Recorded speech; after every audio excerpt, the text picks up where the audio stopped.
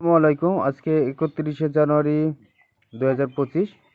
আজ থেকে ঠিক 5 দিন আগে আমি এখানে মরিচের বীজ পুঁতে রেখেছিলাম জার্মিনেশনের জন্য। তো আজকে চলুন দেখা যাক যে এখানে মরিচের বীজের কি অবস্থা হয়, যে এখান থেকে আসলে মরিচের বীজ যে অঙ্কুরিত হয়েছে কিনা সেটাই দেখব আমরা। তো দেখা যাক কি হয়, শেষ পর্যন্ত আসলে অঙ্কুরিত হয়েছে কি না সেটাই দেখার জন্য অপেক্ষা। তো বিসমিল্লাহ।